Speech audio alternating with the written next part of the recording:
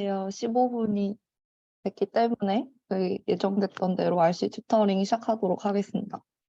혹시 두 분 지금 제가 말하는 거 끊김없이 잘 들리는지 채팅에 쳐주실 수 있나요?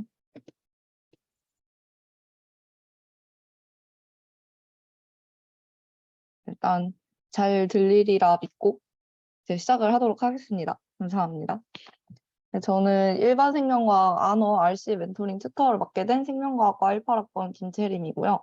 이제 3번 동안 이제 여러분이랑 같이 시험 범위가 될 단원을 같이 이제 통정리를 하는 시간을 가지려고 합니다. 잠시만요. 네, 그래서 저희 이번 기말고사 시험 범위는 이렇게 9단원인데요. 저는 이거를 3개씩 끊어서 여러분이랑 한 회씩 맡아서 같이 복습을 할 예정이고, 오늘은 20, 21, 24단원을 같이 보고, 그리고 다음 시간에 26, 28, 29 이렇게 보고, 그리고 마지막인 세 번째 수요일 시간에 식물에 관한 이 3가지 단원을 같이 묶어서 보는 걸로 이렇게 튜터링 일정을 계획을 했고요. 혹시 집중해서 듣고 싶은 단원이 있으시면 이 계획을 참고하셔서 이제 앞으로 남은 시간 활용하시면 될 것 같습니다. 그리고 이제 범위가 넓고 하다 보니까 제가 하나하나를 이제 심도 있게 강의를 하기보다는 여러분이 2달 동안 배웠던 내용을 저랑 있는 자리에서 같이 리마인드하고 이제 좀 광범위하게 훑을 수 있는 오버뷰를 볼 수 있는 시간을 튜터링 시간에 가지려고 해요. 그래서 저랑 같이는 이제 그동안 배웠던 내용을 가볍게 복습을 하고, 그리고 이후에 이제 질의응답 시간이 수업 끝나고 가질 테니까 그때 궁금한 거 물어보시고 이제 시험 전까지 열심히 각자 복습하시면 될 것 같습니다. 그래서 짧게 기말고사 준비하는 팁을 몇 가지 생각을 해봤는데, 일단 저희는 일반 생명과학 수준이기 때문에 일단은 PPT에서 다루는 내용만 봐도 충분할 것 같고요. 이 외에 더 깊은 뭔가 심도 있는 응용 같은 부분까지는 일단은 생각을 안 하셔도 될 것 같습니다. 수업 중에 다룬 내용을 이제 기본적으로 일단 이해하는 걸로 하고, 그리고 저희가 생명과학이다 보니까 용어에 대한 이해나 암기가 굉장히 중요합니다. 그래서 PPT에 있는 교수님이 조금 강조하신 그 키워드들이 있거든요. 이런 단어들은 이제 기본적으로 무조건 알고 가신다고 생각을 하시면 좋고요. 이제 보다 보면은 좀 외워지는 게 있으니까 열심히 공부하시면 금방 외울 수 있을 겁니다. 그리고 가장 중요한 거는 저희 과목은 되게 다루는 내용이 외울 것도 많은데 엄청 포괄적이고, 기말 범위는 되게, 기말 범위는 되게 좀 광범위한 그런 특징을 갖고 있어서 네, 수업을 듣고 내용을 정리를 하다 보면 좀 헷갈릴 수가 있어요. 그래서 저희 일반 생명과학 안어 준비를 할 때는 정신을 차리는 게 가장 중요하고요.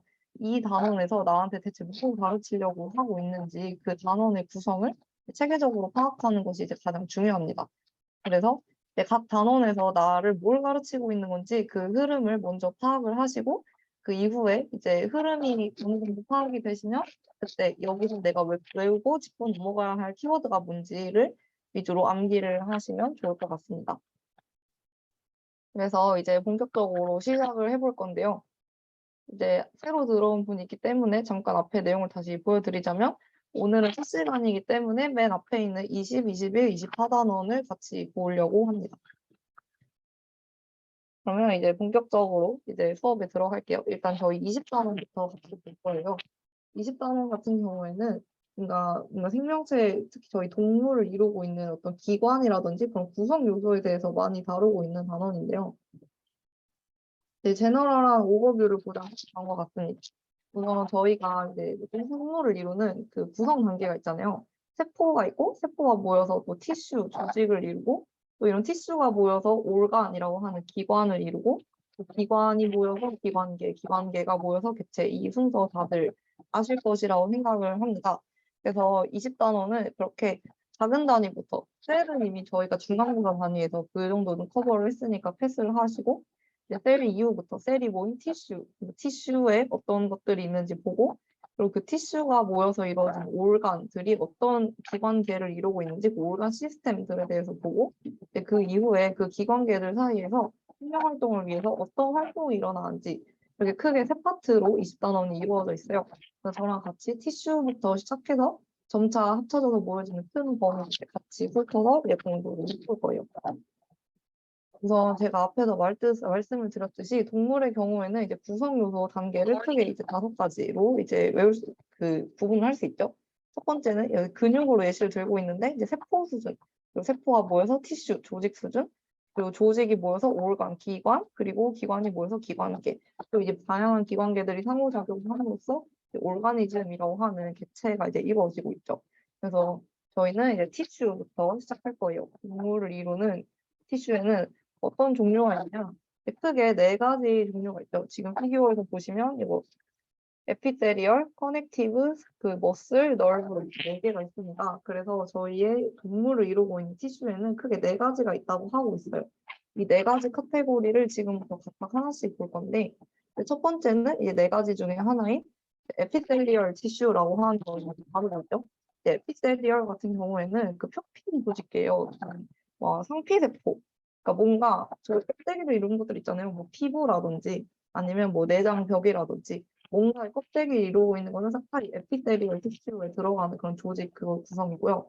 이러한 에피셀리얼 티슈에도 그 모양에 따라서 저희가 어느 정도 유형을 구분할 수 있다고 배웠는데 크게 세포의 모양에 따라서 이렇게 네 가지가 있다고 수업 시간에 배웠습니다. 그래서 그 네 가지를 각각 보자면 이렇게 심플은 단층이고요. 단층인데 이제 스퀘머스라고 해서 약간 직사각형 모양의 에피셀리움이 있고 또 B 모양처럼 또 심플 단층인데 약간 정육면체는 아니지만 약간 뭐 큐브 같은 그런 큐보이달한 에피셀리움이 있다고 했고 또 이 C번 같은 경우에는 또 심플 컬러 에피셀리움이라고 해서 심플 단층인데 얘는 좀 세로로 길쭉한 거. 저희가 행렬할 때 그 행을 컬럼이라고 하잖아요. 그 세로로 길쭉하니까 그 이름을 따서 심플 컬럼을 에피델리움이라고 하고 있고 그리고 마지막으로 이번에는 여러 층인데 스트레이파이드 스퀘머스 에피델리움이라고 해서 이렇게 여러 층으로 이루어진 이렇게 네 가지 유형의 에피델리얼 셀이 있다고 저희가 배웠습니다. 이렇게까지 하면은 이제 티슈를 이루는 네 가지 중에 첫 번째를 이미 저희가 이렇게 뚝딱 본 거고요. 이런 에피델리얼 티슈의 역할 같은 경우에는 그냥 뭔가 침을 이루고 껍데기를 이루는 모든 것들을 다 포함하고 있는 건데 여기서 예시로 이제 뮤코설 티슈를 감싸고 있는 그런 단층 에피델리얼 셀의 역할을 보고 있습니다. 그러니까 뭔가 겉에서 이제 뭔가 장벽으로서 뭐 보완이 되든 뭔가 이제 베리어가 되든 어떤 그런 경계를 짓는 역할을 하는 티슈들이 바로 에피셀리얼 티슈입니다.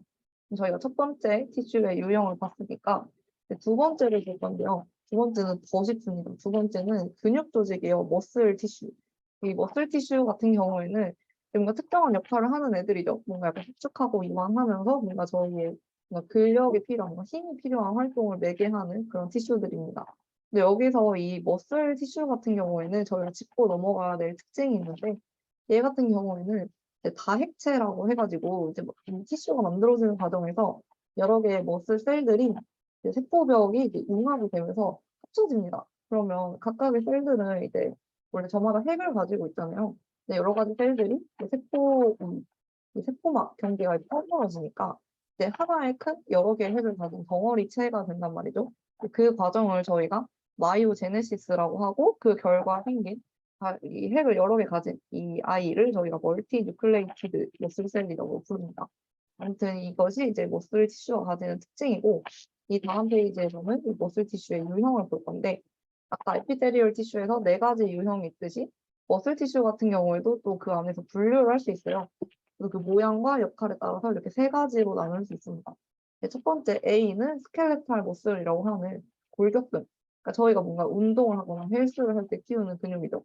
얘의 특징은 저희가 이제 자의적으로 움직일 수 있어요. 막 팔을 들어야지 하면은 수축을 시킬 수 있는 약간 그런 느낌. 그래서 얘 같은 경우는 저희가 마음대로 움직일 수 있기 때문에 스위근이라고 고등학교 때 배웠지만 저희는 이제 대학교에 왔으니까 영어로 멋있게 이제 발론터리 움직이는 근육이라고 할 거고요. 얘 같은 경우에는 특징이 이제 뭔가 줄무늬처럼 이렇게 이루어져 있는 뭔가 얘가 핑크색 줄무늬 같은 게 잘 보면 있거든요. 이게 이 스켈레털 머슬의 이제 특징입니다. 그리고 B번은 이제 두 번째 머슬 티슈에 속하는 두 번째 유형. 이거는 칼디악 머슬이라고 해가지고 심장근입니다. 그러니까 저희가 심장도 박동을 하잖아요. 심장도 움직일 건데 이렇게 움직일 때도 아무래도 근육이 필요하겠죠. 이렇게 심장 박동을 비롯한 그런 심장을 이루고 있는 근육을 칼디악 머슬이라고 하고 근데 그 밑에 또 C번이 있어요. C번은 스무스 머슬. 뭔가 부드러운 근육 이런 뜻이 아니고요. 얘는 한국어로 얘기를 하면 내장근입니다. 그러니까 저희가 밥을 먹고 소화를 시킬 때도 위장이 움직여야 소화가 되는 거고 약간 내장들도 이제 움직임이 필요한 순간이 있잖아요. 그럴 때 내장을 움직일 수 있는 근육이 바로 이 스무스 머슬. 그래서 B랑 C 같은 경우에는 저희가 뭐 마음 먹고 움직일 수 있는 게 아니잖아요. 아, 지금 심장 뛰게 해야지라고 한다고 움직이는 그런 근육이 아니기 때문에 이런 거는 저희가 마음대로 움직일 수 있는 근육이 아니라서 저희가 한국어로 불수의근이라고 하고 이제 영어로는 involuntary하게 움직이는 근육이라고 합니다. 그래서 이제 두 번째 티슈 유형에는 머슬 티슈가 있고 그 안에 세부적으로 들어가는 카테고리에는 이제 골격근, 심장근, 내장근 이렇게 세 가지가 있다. 이렇게 보시면 두 번째 티슈 유형도 이렇게 뚝딱 끝났습니다. 그리고 이제 세 번째 티슈 유형으로 넘어갈 건데요. 세 번째는 이제 신경입니다. nervous 티슈라고 하고 얘 역시 딱 하는 일이 너무 정해져 있는 자명한 티슈이기 때문에 이해를 하시기 어렵지 않을 거예요. 뭔가 신경세포가 이제 모여서 만들어진 그런 조직이고요. 뉴런으로 구성되어 있습니다. 뉴런은 저희가 이제 고등학교 때도 이제 보셨을 거라 생각을 하는데 이제 신호를 전달하는 역할을 하는 그런 신경세포들이죠. 그래서 이렇게 뉴런으로 구성된 얘네는 이제 신경 티슈 따로. 이렇게 하면 티슈의 종류 세 가지가 끝나고요. 이제 마지막. 그러니까 이 앞에 있는 세 개에 들어가지 않은 나머지 티슈들 있잖아요. 그런 아이들은 저희가 싹 다 뭉뚱그려서 커넥티브 티슈라고 부를 겁니다. 커넥티브 티슈는요, 한국어로 그냥 연결 조직이에요. 그러니까 앞에 저희가 배웠던 티슈 세 가지 유형 있잖아요.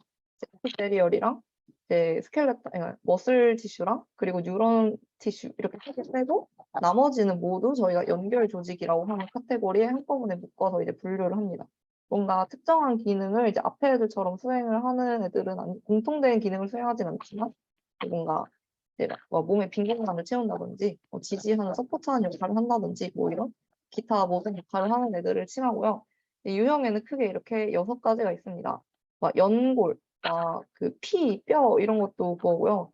막 피랑 뼈, 뭐 연골. 근데 여기서 이 파이브러스 커넥티브 티슈도 그렇고 칼틸리지도 그렇고 저희가 이거를 그냥 뭉뚱그려서 그냥 연골이라고 표현을 하는 경우가 있는데 이제 굳이 이제 생명과학에 와서는 그걸 조금 구분을 해서 루즈 커넥티브 티슈도 다른 거고 파이브러스 커넥티브 티슈도 다른 거고 이제 칼틸리지는 또 다르고 이런 식으로 좀 구분이 되어 있어서 이거에 대한 용어만 조금 보시면 될 것 같고 또 지방도 이 연결 조직에 포함되는 애들입니다. 그래서 이렇게 6가지 유형으로 크게 연결 조직을 이제 구분할 수 있고 이렇게 하면 저희가 4가지 티슈 유형을 다 보게 됩니다.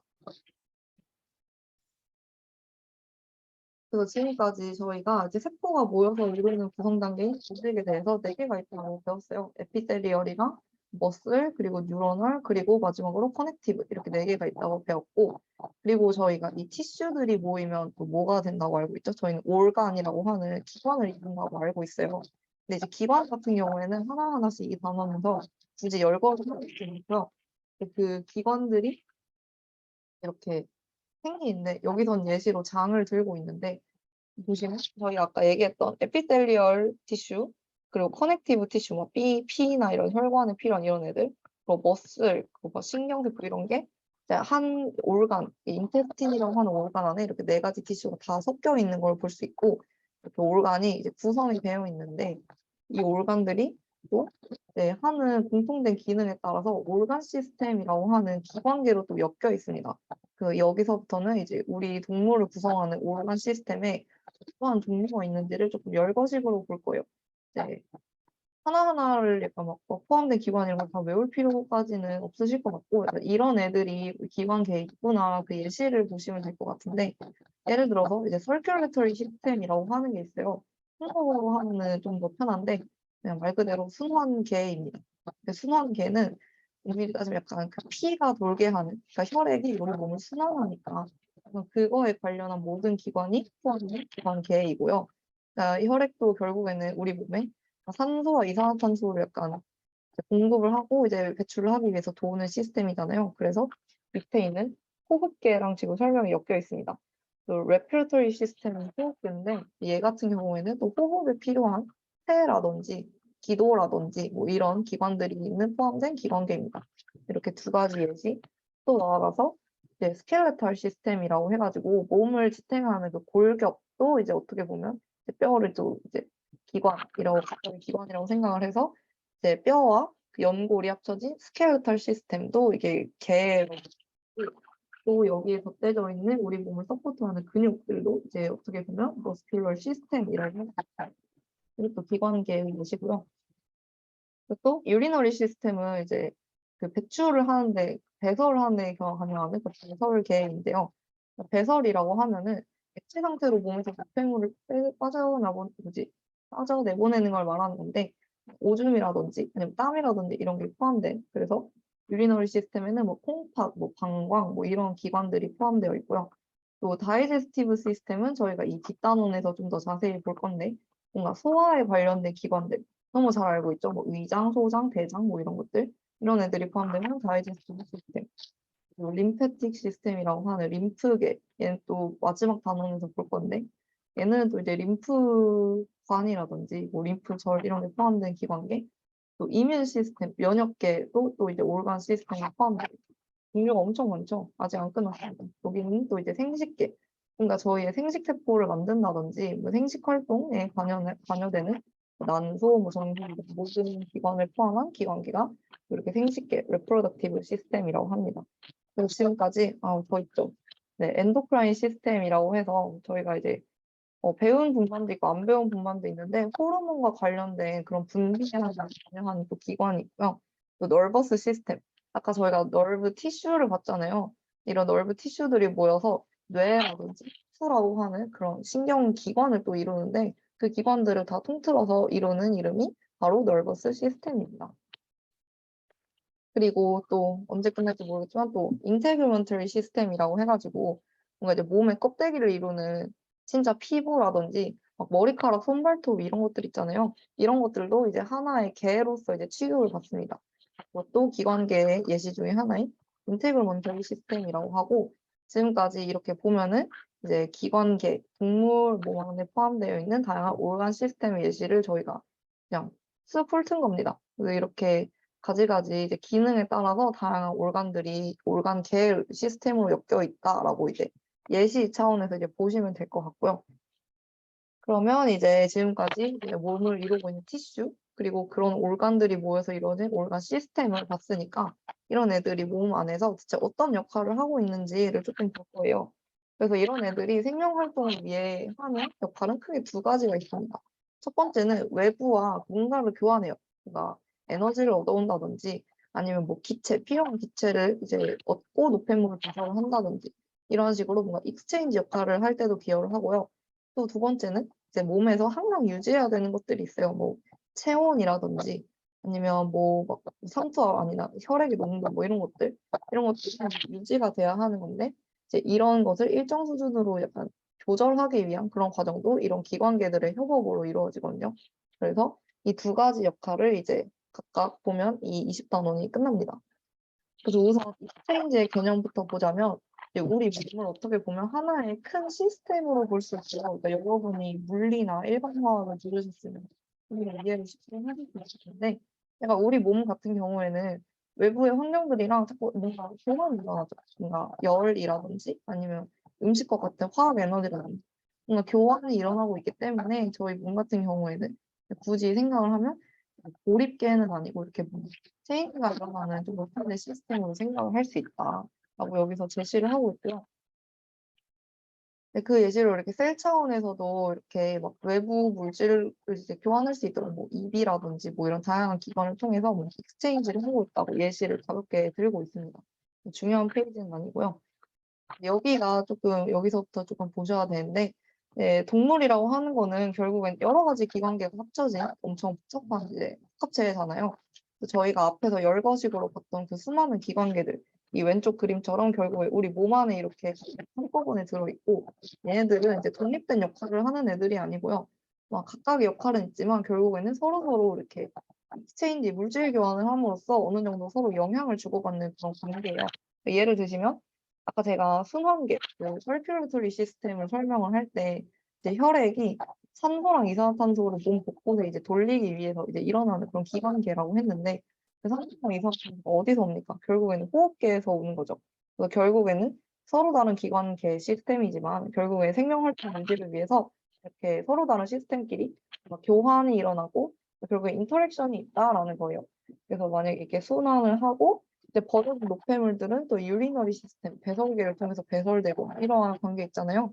그래서 이렇게 애니멀, 우리 오르가니즘은 결국에 그 내부에 이렇게 다양한 organ 시스템들 사이의 인터랙션을 통해서 유지가 되는 그런 문제라고 설명을 하고 있습니다.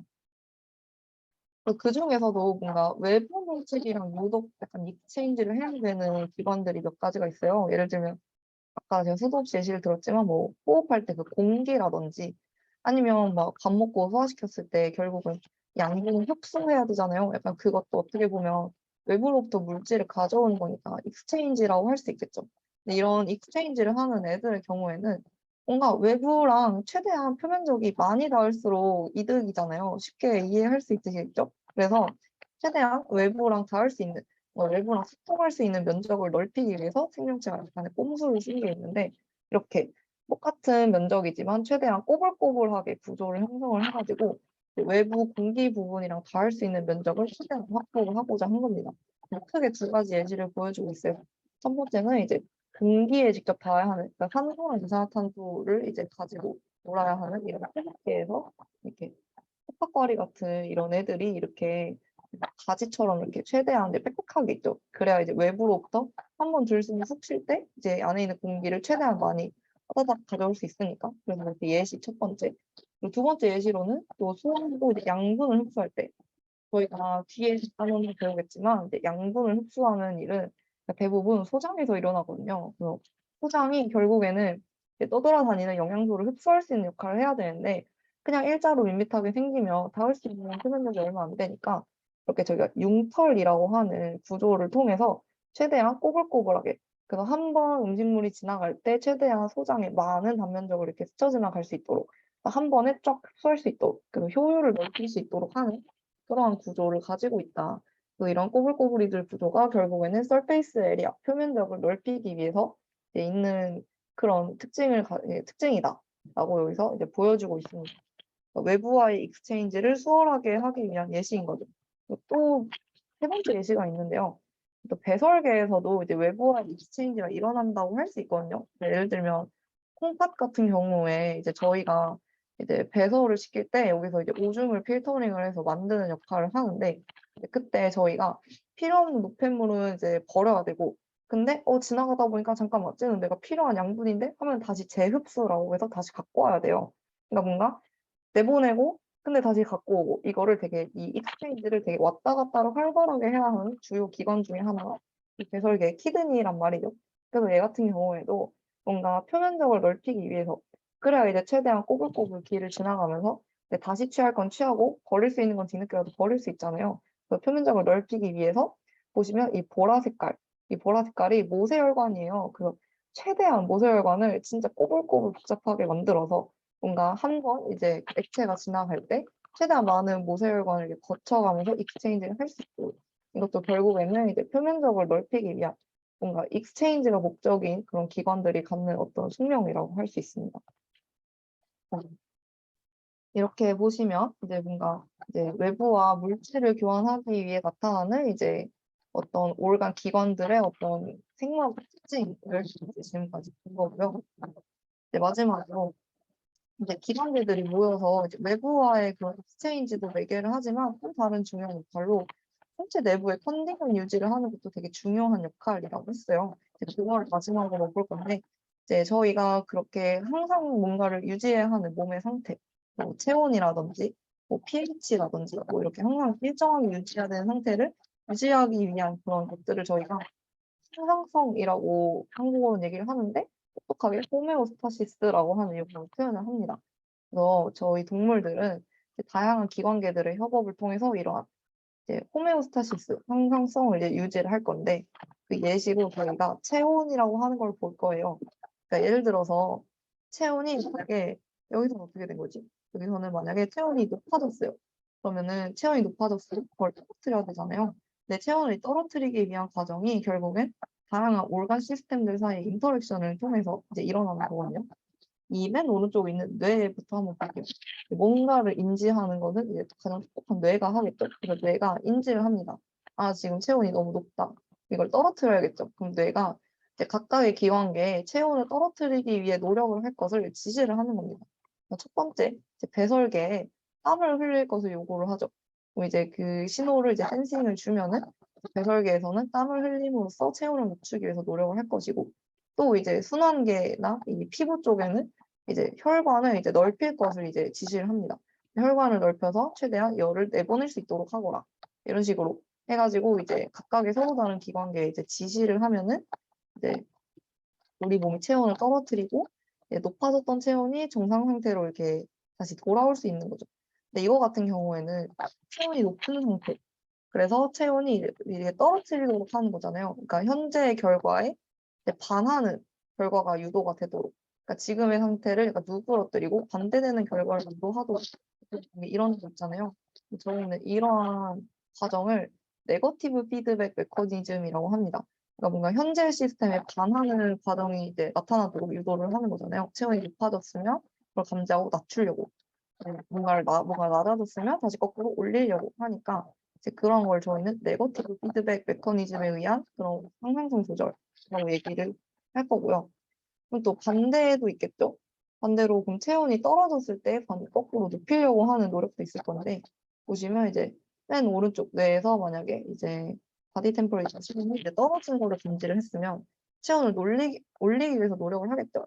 그래서 첫 번째 근육골 근골격계에다가 이제 떨어라라고 명령을 합니다. 뭔가 있잖아요. 저희가 추면 몸이 떨리잖아요.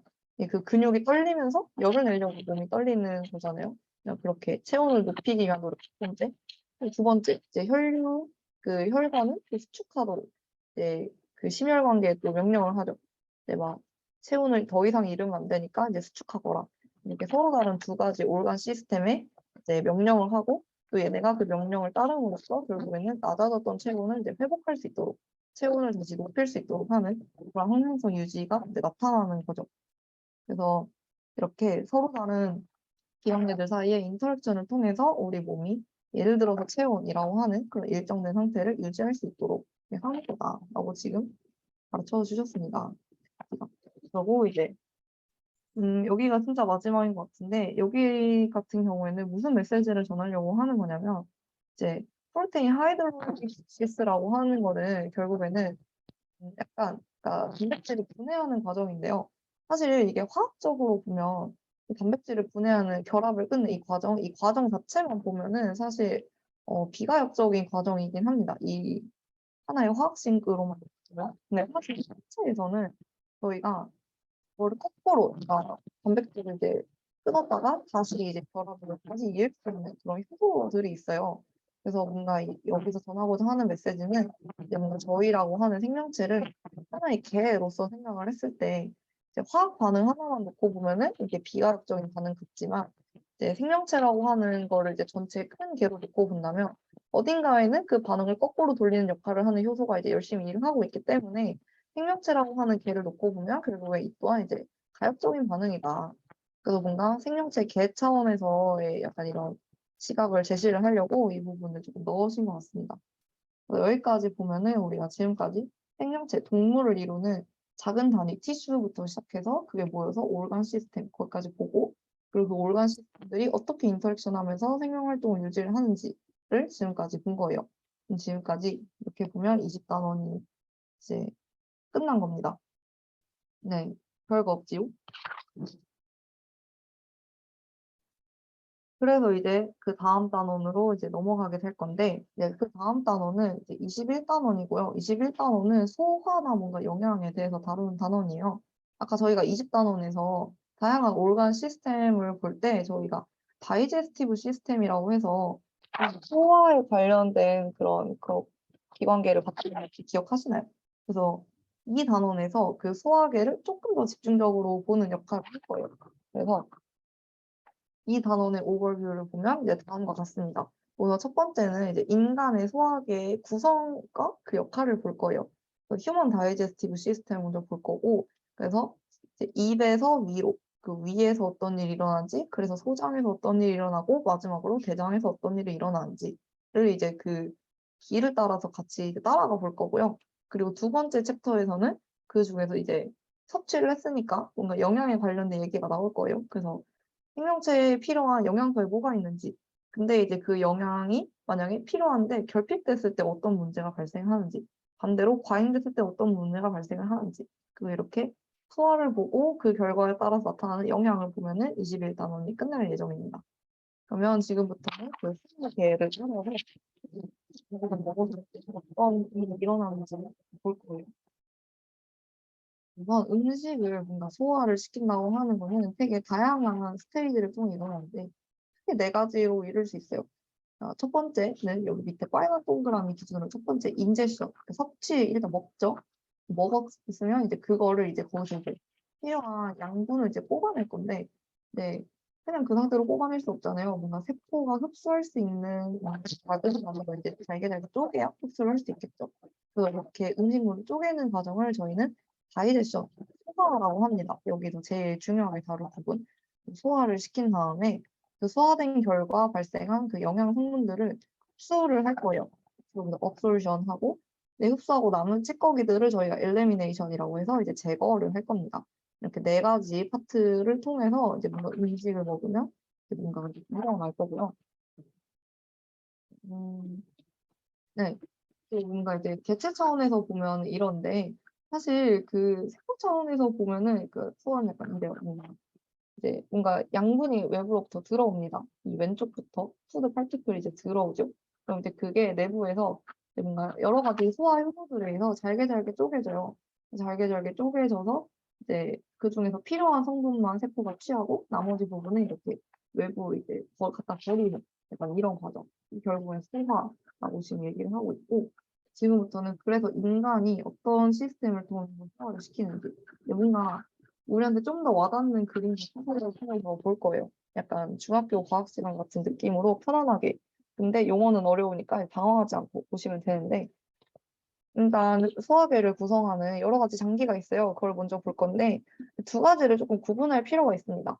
여기 보시면 이제 보이시나요? 이게 맨 위에 elementary kernel이라고 하는 여기부터 시작된 애들이 있고 또 파란 글씨로 써 있는 액세서리 물관들이 있어요. 그래서 이 elementary kernel 같은 경우에는 뭐냐면 이제 필수적으로 진짜 우리 음식을 진짜 딱 먹었을 때 실제로 음식물이 통과하는 그 길에 있는 애들을 말하는 거고요. 네, 오른쪽 에 파란색으로 적힌 얘네들 있잖아요. 얘네 같은 경우에는 소화계, 다이제스티브 시스템에 포함은 되어 있지만 실제로 음식물이 이 기관을 지나지는 않아요. 근데 얘네가 소화에 필요한 뭐 소화 효소라든지 아니면 소화액 같은 거를 얘네가 공급을 하는 역할을 해주거든요. 그래서 음식이 직접 지나다니는 그 통로는 아니지만 이제 소화에 필요한 요소를 공급해주는 소화계의 중요한 요소다. 그래서 이런 애들을 저희가 액세서리 올간이라고 따로 얘기를 하고 있습니다. 그래서 지금부터는 이제 음식을 먹은 뒤부터 일어나는 그 과정을 이제 좀 볼 거예요. 입 부분이잖아요. 네, 피규어가 굉장히 무섭게 생겼죠. 그 입에서는 이제 어떤 일이 일어나느냐? 크게 두 가지 방식의 소화가 일어납니다. 첫 번째는 저희가 기계적 소화라고 해요. 그거를 메커니컬 다이제션이라고 하고, 또 두 번째는 케미컬, 화학적 소화라고 하는 게 있거든요. 이렇게 두 가지가 있어요. 그래서 기계적 소화 같은 경우에는 뭐냐?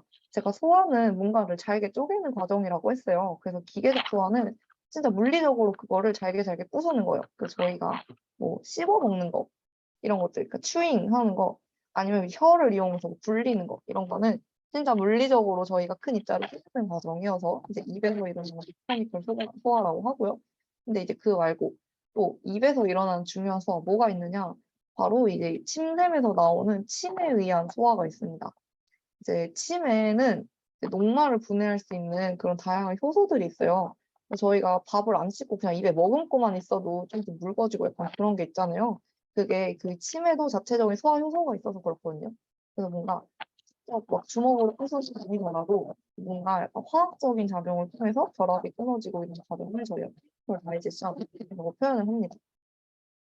그리고 또 이 입에서 중요한 역할을 하는 게 아까 말씀드렸듯이 침샘인데요. 왜냐면 가장 중요한 침을 공급하기 때문에 그 침샘을 저희가 살바리 글랜드라고 부르고요. 여기서 이제 살리바라고 하는 살리바리 글랜드고요. 죄송합니다. 그래서 살리바라고 하는 침을 여기서 공급을 하는데 여기 안에 포함된 성분이 뭐가 있느냐? 첫 번째는 점액, 무커스, 그리고 부퍼라고 하는 그러니까 이제 성분을 조절하는 애들 그리고 이제 제일 중요한 소화 효소. 그리고 또 입이 공기 중에 뚫려 있잖아요. 얼마나 나쁜 세균이 잘 들어올 수 있겠어요. 그래서 그런 만일 상황을 방지하기 위해서 혹시 모를 안티마이크로바이얼 에이전트, 그러니까 뭔가 미생물을 투파하기 위한 그런 요소들도 이제 침에 같이 포함이 되어 있습니다. 이렇게 네 가지 요소가 합쳐진 침이 이 입에서 분비가 됨으로써 우리 입에서 나타나는 화학적 조화를 이제 돕고 있어요. 그리고 이제 음식을 씹으면 삼킵니다. 근데 음식을 삼키면 이제 어디로 가죠? 이제 목으로 가겠죠. 근데 여기서 그 목구멍 길을 저희가 이제 여기 파닉스라고 하는데, 파닉스 같은 경우에는 크게 두 가지로 나눌 수 있어요. 너무 쉽게 저희가 한국어로 표현하면 이제 식도가 있고요. 음식이 지나가는 길, 그리고 기도가 있죠. 공기가 통하는 길. 그래서 식도는요, 에소파거스라고 하고요. 기도는 트라키아라고 하는데, 이제 여기서 저희는 소화를 보는 거잖아요. 음식을 먹는 걸 볼 거니까 트라키아라고 하는 기도는 여기서 신경 안 쓰셔도 됩니다. 네, 에소파거스라고 하는 식도를 볼 거예요. 그래서 이제 가운데 그림을 보시면 이제 음식이 넘어오고 있어요. 근데 이때 만약에 음식물이 이제 기도로 넘어간다 이러면 큰일 나죠. 그래서 저희가 구개 반사를 통해서 음식이 넘어오면 자연스럽게 이 후두개가 덮임으로써 기도 쪽으로 가지 마라 이렇게 막는 역할을 하는 이제 그런 과정이 있고요.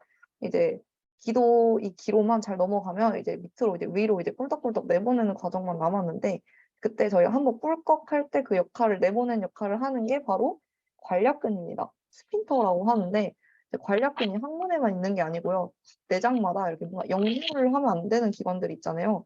이런 곳에는 항상 이제 관략근이 있음으로써 이렇게 조였다가 이제 열었다가 하면서 이제 뭔가 운동을 하는데 이 식도에서의 관략근은 밑으로 내려가는 그러니까 뭔가 방향성 있는 운동을 하도록 얘네가 도와주는 역할을 해요. 그래서 역류하지 않도록 정말 밑으로 잘 내려가도록 하는 역할을 하고 이 과정을 저희가 이제 식도의 연동 운동이라고 합니다. 이제 꿈틀꿈틀 해가지고 이제 위까지 음식물이 잘 내려갈 수 있도록. 그래서 여기서는 이제 뭔가 핵심 용어 있잖아요. 뭐 아까 말했던 그 살리버리 글랜드 침샘이라든지 아니면 여기 나오는 파닉스에 있는 에소파거스 식도라든지 아니면 관략근 스핀터 약간 이런 한국어로 들으면 뭔지 아는데 그냥 생소한 영어 단어들 그냥 이런 것들을 조금 주의 깊게 좀 보시면 좋을 것 같아요. 네, 그래서 이게 톡톡톡 넘기는 과정 그러면 이제 얘가 위장으로 넘어가는 음식물이 결국에는 이제 위장에 넘어가는데 위장 우리가 알다시피 소화에서 너무 중요한 기관이죠. 그래서 위장에서 어떤 역할이 일어나는지를 볼 건데 네, 크게 두 가지 일이 일어나요. 첫 번째는 음식을 품고 있는 거. 음식 먹으면 배부르죠. 그 두 번째는 이제 가장 중요한 케미컬 다이제션이 여기서 되게 많이 일어나요. 왜냐면 여러분이 알다시피 이 왼쪽 문단에 있는 이 가스트릭 글랜드로부터 가스트릭 주스라고 하는 산성이 엄청 많은 위액이 계속 나오기 때문에 그래서 이제 엄청 산도 높은 액을 위장에서 계속 이제 뿜음으로써 위장에 이제 포함되어 있던 음식물들이 이제 점차 주식이 되고 이제 소화가 되는 그런 과정이 위장에서 일어나죠. 그래서 이런 위장을 구성하고 있는 대표적인 세포에는 세 가지가 있는데요. 그게 이 왼쪽 아래 문단에 있는 건데, 첫 번째는 위액을 만드는 위샘인데요. 저희는 가스트릭 글랜드라고 합니다. 핵심이죠. 그리고 치프셀이라고 해가지고 치프셀 같은 경우에는 또 다른 그 소화 효소를 이제 분비하는 셀들이고요. 그리고 세 번째 페리네탈 셀들이라 해가지고 얘 같은 경우에는 그 위장의 그 산도를 높이기 위해서 그 H 플러스 수소 이온을 이제 계속 분출해주는 그래서 뭔가 위장의 산도 조절의 역할을 하는 셀들입니다. 네, 이렇게 세 가지가 위장을 구성을 하고 있어요.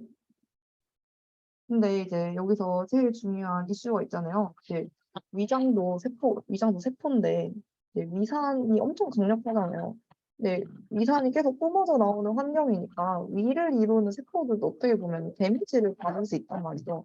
근데 제가 보기엔 여기가 조금 중요하다고 저는 생각을 하는데 그럼 이러한 산도 높은 환경에서 어떻게 위장이 스스로 이제 보호할 수 있을까요? 자기도 구멍이 있었잖아요. 근데 이 위장을 이제 위액으로부터 보호하기 위한 메커니즘 크게 세 가지 방법이 있습니다. 첫 번째는 이 맨 위에 써 있는 Renewal of Epithelial Cell이라고 하는 저희가 아까 에피테리얼 티슈라고 하는 거를 아까 20단원에서 봤었어요. 뭔가 내장 위벽이라든지 뭐 피부라든지 이런 껍데기를 이루는 건 다 에피테리얼 셀이라고 제가 말씀을 드렸어요. 그래서 이 위벽을 이루는 셀들도 이제 표피세포, 에피세리얼 셀이겠죠? 근데 아무래도 얘네가 이제 위액이 뭔가 뿜어져 나왔을 때 이제 직격탄을 가장 많이 맞는 불쌍한 애들일 거예요. 그러니까 가장 많이 다치고 이제 부시게 될 텐데 그러다 보니까 위 같은 경우에는 여기에 있는 에피테리얼 셀들이 그 턴오버 주기가 되게 빨라요. 3일마다 위장 세포가 전체로 싹 새 세포가 됩니다. 자꾸자꾸 새로운 세포들로 갈아주니까 내 산도가 높은 환경에서도 이 위장이 구조를 유지하고 이제 버틸 수 있는 거예요. 그 두 번째로는 뭔가 위액이 항상 많이 나오는 건 아니에요. 피드백 레귤레이션이라고 하는 거에 의해서 위액이 꼭 필요할 때만 나오거든요. 지금 소화를 시켜야 될 때다만 나오고 또 막 가끔씩 위액이 너무 많이 분비되면은 또 가스트린이라고 해가지고 이제 위액의 어떤 분비를 조절하는 애들이 있는데 위액이 너무 많이 나와서 너무 산성이 심해지면 이 가스트린이라고 하는 의 분비를 낮춤으로써 결국 그 위액의 분비를 조금 낮춥니다. 그래서 뭔가 이렇게 산도에 따라서 이제 낄끼빠빠하는 능력을 이 위장 세포들이 가지고 있다. 그 두 번째. 그 세 번째 같은 경우에는 이게 또 중요한데 이제 이 소화 효소, 그러니까 결국에는 이 뭔가 중요한 애들을 부실 역할을 하는 이 소화 효소들이 처음 분비될 때부터 이제 이런 공격력이 높은 그런 모습으로 이제 분비가 되는 게 아니에요. 이 밑에 애들처럼 여기서 가장 중요한 역할을 하는 소화효소는 펩신인데요. 얘 같은 경우에는 처음에 좀 그러니까 비활성화 상태로 나와요. 그러니까 펩시노겐이라고 하는 뭔가 뭐라고 해야지? 이넥티브 폼으로 나온 다음에 나중에 얘가 이제 공기 중에 온전히 노출이 되었을 때 이제 그제서야 뭔가 이제 반응을 함으로써 찐으로 일을 할 수 있는 펩신이라고 하는 형태가 되는 거거든요. 그래서 뭔가 이제 처음 만들어지자마자 얘네가 막 단백질 다 부셔 이런 폼이면은 이제 근처에 있는 세포들도 같이 파열을 할 수 있잖아요. 근데 이제 처음에는 이넥티브 폼으로 나왔다가 이제 좀 위벽으로부터 조금 멀어져서 조금 흘러나왔을 때 이제 그제서야 뭔가 얘가 찐으로 뭔가를 부술 수 있는 역할을 하는 그런 액티브 폼이 되는 거기 때문에 위벽 세포들이 그나마 조금 보호를 받을 수 있다. 그래서 이제 저희가 위액의 높은 산도로부터 이제 위장 세포를 보호할 수 있는 위장 자체적인 메커니즘으로서 이렇게 세 개를 봤습니다. 그것도 여기서는 또 이제 위액의 위장에 또 뮤커스 셀들도 있다고 하고 있어요. 얘네 같은 경우에는 이제 뭔가 이 바이카보네이트라고 하는 그거랑 또 뮤커스 점액 이 두 가지 물질을 좀 공급을 함으로써 이 내부 균형과 이 pH를 맞추는 데 좀 기여를 하는 그런 애들입니다. 그럼 이제 위장은 여기까지 하고 이제 위장을 넘어가서 이제 음식물이 위장에서 조금 부서진 애들이 이제 다음 기관으로 이동을 할 거예요. 이제 그게 바로 이제 다음에 이어질 소장인데요. 소장으로 가기 앞서서 이제 소장에서는 이제 중요한 액세서리 organ 두 가지를 짚고 넘어가야 돼요. 왜냐면 이제 소장은 이제 소장에서 분비되는 소화액은 소장이 만드는 게 아니기 때문이죠. 소장은 외부의 다른 액세서리 organ으로부터 만들어진 소화액을 받아가지고 자기가 거기서 분비를 하는 역할을 하는 기관이거든요. 그러다 보니까 소장에서 분비할 그런 소화액을 만드는 애들이 누군지를 여기서 알고 계시는데 첫 번째는 판크레아스 이자입니다. 이자는 이자액을 만드는 애들이요.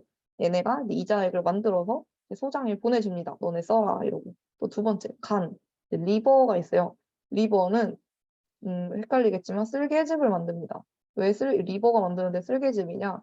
리버가 만든 소화액을 쓸개에다가 저장을 해놨다가 이제 거기서 빼다 주는 거기 때문이죠. 그래서 간이 이제 갈블레더라고 하는 쓸개에다가 자기가 만든 소화 효소를 이제 모아놨다가 이제 거기서 이제 소장으로 이제 이제 보내주는 너 써라. 그래서 이렇게 이자랑 간 두 가지 organ이 소장에서 분비될 소화액을 이제 보내줍니다. 그럼 이제 소장에서 이제 그렇게 분비를 하는데 그러다 보니까 이제 나머지 대부분의 화학적 소화는 다 소장에서 일어나요. 제가 지금 여기서 다 이제 읊을 수는 없지만 이제 탄수화물, 뭐 지방, 단백질, 그리고 핵산 이 모두가 이제 각각의 이 소장에서 분비되는 그런 액에 포함된 소화 요소에 의해서 잘게 쪼개져서 결국에는 흡수될 수 있는 기본 단위체 아미노산이라든지 모노사카라이드라든지 뭐 이런 뭐 당 뭐 이런 패티 애시드들 이런 걸로 이제 부서진다. 대로 이렇게 표를 통해서 소장에서 이제 어떻게 최종적으로 애들이 다 부서지는지를 이제 볼 수 있고요. 이렇게 소장에서 다 부쉈으면 이제 그중에 필요한 약물을 이제 흡수를 해야 되잖아요. 그래서 소장이 굉장한 흡수의 그 메카입니다. 그래서 뭔가 최종적으로 우리 몸에 필요한 양분들이 흡수되는 핵심 기관은 소장이라고 보시면 돼요. 제가 20단원에서 보여드렸듯이 뭔가 흡수를 잘 해야 하다 보니까 소장이 빌리라고 하는 융털 구조를 갖게 되었다고 했죠. 뭔가 한 번 그 음식물들이 후룩 지나갈 때 최대한 이제 같은 표면적이라도 최대한 한 번에 훅 필요한 양분을 빨아먹을 수 있도록 하기 위해서 같은 면적이라도 이제 최대한 꼬불꼬불하게 이게 융털 구조를 형성을 함으로써 이제 거기서 이제 지나가는 이제 양분을 흡수를 하고 이제 흡수한 양분을 이제 블러드, 피를 통해서 이제 보냅니다. 어디로 보내냐? 간으로 보냅니다. 그래서 이제 간이 모든 혈관이 이제 지나는 엄청 핵심 기관인데요. 이제 소장에서 이제 혈액을 통해 흡수한 모든 영양소들이 이제 결국 이렇게 간에 이렇게 축적이 된다. 그래서 간이 결국에는 이렇게 음식이 직접 지나는 통로는 아니지만 이제 다이제스티브 시스템, 소화계라고 하는 이 시스템에 굉장히 중요한 기여를 하고 있음을 이제 확인할 수 있습니다. 그리고 마지막으로 대장인데요. 대장 같은 경우에는 이제 그 마지막 그냥 최고의 통로예요. 소장에서 이미 부술 거 다 부수고 이제 흡수를 다 흡수를 했습니다. 여기 대장에서 하는 일은 이제 마지막으로 찌꺼기를 내보낼 거예요. 그래서 찌꺼기를 내보내기 전에 이제 남은 수분 같은 거, 뭐 이런 거 쫙 흡수를 하고 뭐 대장을 지나면서 이제 흡수를 한 다음에 이제 찌꺼기를 마지막 모은 찌꺼기를 이제 대변의 형태로 이제 배출을 하는 그런 과정. 그래서 large intestine 대장은 이제 딱히 별게 없습니다. 그리고 이제 지금까지 소화계를 음식이 지나는 통로에 따라서 다 훑은 거고요. 네, 여기는 그냥 조금 가벼운 예시인데 이제 아까 저희가 봤듯이 뭔가 음식을 이제 본격적으로 소화시키는 기관이 이제 소장이라고 했어요. 스몰 인테스틴 그리고 마지막에 흡수시키는 게 대장. 네, 그러다 보니까 이제 육식 동물이랑 초식 동물은 이제 먹는 주된 음식이 다르잖아요. 네, 그러다 보니까 그에 맞춰서 이제 소화계 모양도 조금 다르거든요. 여기서는 그걸 소개를 하고 있는데 이제 고기 같은 경우에는 되게 야들야들하고 씹고 되게 소화하기 좋잖아요. 근데 이제 식물 같은 경우에는 굉장히 저희가 막 딱 봐도 알겠지만 뭐 나무 껍데기 얼마나 딱딱합니까? 이게 막 식물 줄기 이런 거가 되게 딱딱하잖아요. 그래서 뭔가 초식 동물은 육식 동물에 비해서 좀 더 정교하고 빡센 소화를 필요로 하는 애들입니다. 그 섭식하는 그 형태 자체가. 그러다 보니까 소화기관도 육식 동물에 비해서 보면 소장이 굉장히 이렇게 길게 진화가 되어 있어요. 뭔가 소화 효소가 지나가고 뭔가 화학적 효소가 일어나야 할 통로의 필요성이 육식에 비해서 좀 더 크기 때문에 그러다 보니까 이제 초식 동물은 육식 동물에 비해서 진화 자체가 좀 더 최대한 소화를 더 많이 이제 강력하게 시킬 수 있도록 뭐 이렇게 특히 스몰 인테스틴의 구조에서 그런 특징이 많이 나타난다. 이렇게 이제 섭식하는 음식의 유형에 따라서 이렇게 진화적으로 이제 소화기관의 형태도 좀 다르다라고 이제 예시를 보여주고 있습니다. 네, 그러면 여기도 같은 얘기를 하고 있고 지금까지 저희가 소화기관 그리고 소화 패스웨이에 대해서 저희가 봤습니다. 그럼 이제 챕터 2로 넘어가서 챕터 2는 훨씬 간단해요. 저희가 지금까지 양분을 섭취하기 위해서 지금까지 이렇게 소화를 한 거잖아요. 그래서 이 양분, 영양에 대해서 조금 보고 이제 마무리를 하는 겁니다. 이거는 잘 아시겠죠? 저희가 음식을 섭취하는 이유는 결국 무엇입니까? 화학적인 에너지를 얻기 위함이에요. 화학적 에너지 같은 경우에는 열 에너지 형태로 이제 전환이 될 수 있고, 그리고 저희가 어떤 음식을 먹으면 그에 상응하는 열량이라고 하는 칼로리로 저희가 대입을 해서 이제 그 양분의 그런 거를 이제 저희가 파악을 할 수 있죠. 칼로리의 개념을 조금 보여주고 있고요. 그러다 보니까 이제 칼로리를 딱 적정 수준 이상 섭취를 하는 게 되게 중요한데요. 만약에 필요한 것보다, 아이고, 여긴 다른 단어네. 여기서부터 설명을 드리겠습니다. 그래서 이제 뭔가를 섭취해서 저희가 영양을 얻을 건데, 이제 그중에서도 저희가 필수적으로 섭취를 해야 하는 생명 활동을 위해서 꼭 필요한 그런 그 영양분들이 있어요. 그런 걸 저희가 단순하게 에센셜 뉴트리언트라고 하고, 그 예시로 지금 두 가지를 보여주고 있는데, 첫 번째는 패티 애시드.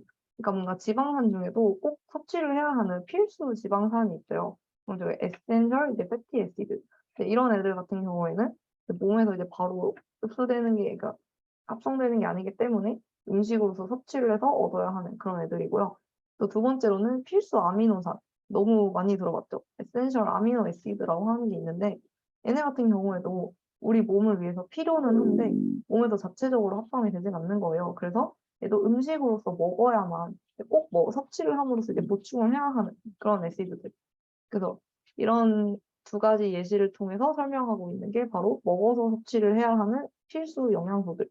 그래서 몸을 위해서 필요한데 몸에서 자체적으로 만들진 못하지만 그래서 먹어서 외부로부터 가져와야 되는 그런 애들이 있다라고 설명을 하고 있습니다. 그것도 이런 탄단지 말고도 우리 몸을 위해서 꼭 섭취를 해야 하는 영양소가 있죠. 그게 대표적인 예시가 비타민이랑 미네랄이라고 하는 무기질인데요.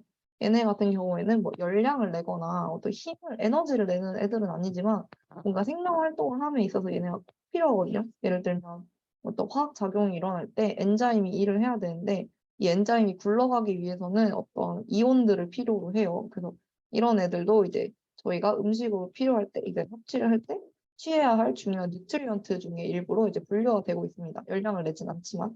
또 예를 들어서 철분 이런 거 있잖아요. 무기질의 대표적인 예시죠. 그러니까 이런 것도 막 헤모글로빈 뭐 이런 거에 들어가 있기 때문에 중요한 코팩터로서 몸에서 이제 작용을 하기 때문에 이런 것도 칼로리를 내진 않지만 이제 중요한 뉴트리언트로 이제 분류가 되고 있다라는 예시를 이제 보여주고 있습니다. 엄청 많죠. 이거를 절대 제가 보기엔 진짜 절대 외울 필요는 없을 것 같고 요 정도는 아시면 될 것 같아요. 뭔가 약간 우리가 이제 음식으로서 섭취해야 되는 뭐 영양소 유형이라든지 그런 거 있잖아요. 비타민, 미네랄 뭐 이런 것들. 음. 그리고 이제 지금까지 이제 먹었을 때 이제 필요한 만큼 열량이 이제 잘 섭취가 되면 너무 좋겠지만 항상 우리 몸통에 이제 예외가 있잖아요. 이제 막 필요한데 필요한 만큼 제대로 섭취를 못했어요. 이제 그럴 때는 저희는 이런 상황을 영양실조라고 하고 이제 그런 걸 저희가 말뉴트리션이라고 합니다. 뭔가 필요한 만큼 영양이 안 들어온 거죠.